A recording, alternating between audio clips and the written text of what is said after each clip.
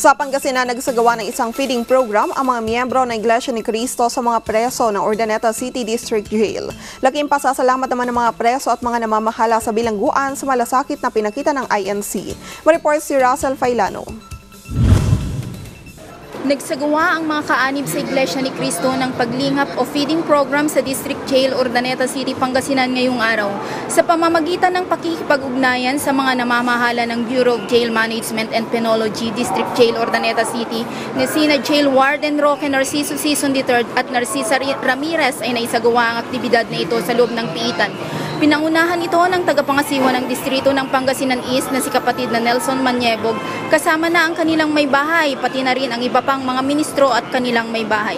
Kami po ay nagpapasalamat ng marami una po sa lahat sa Panginoon Diyos at sa pamamahala sa loob ng Iglesia.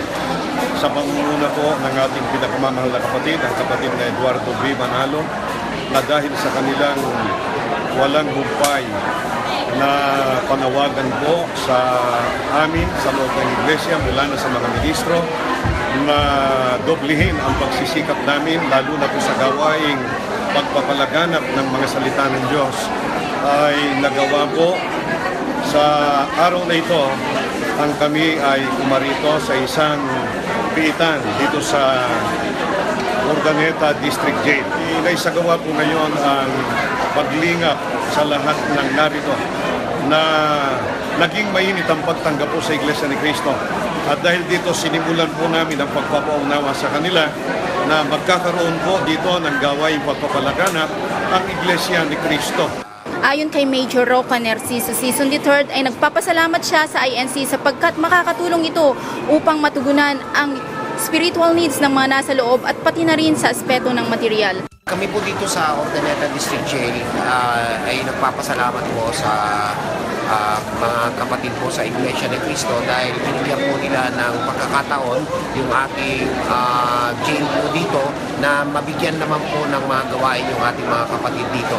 Dahil nga po, alam ko naman po natin na yung layunin nila makakabuti po sa ating mga kapatid po dito sa bilangguan ng Urdaneta District Jail. At dahil nga po, siyempre po, meron po tayong tinatawag na freedom of religion. So, ino-open po namin yung mga doors sa lahat po ng mga religion po, mga paniniwala po.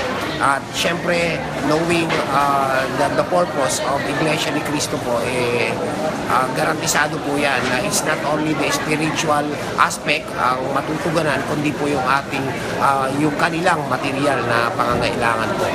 Kasabay nito ay sinagawa na rin ang orientation para malaman ng mga nasa District Jail ang paraan ng pag-anib sa INC na mainit namang tinanggap ng mga nasa District Jail. Ayon naman sa tagapangasiwa ng distrito ng Pangasinan East na si kapatid na Nelson Maniebog, ito ay kahega ng pakikipagkaisa at pagsunod nila sa namamahala ng INC upang lalo pang maipakilala ang INC at mga aral na kanilang sinasampalatayanan sa lahat.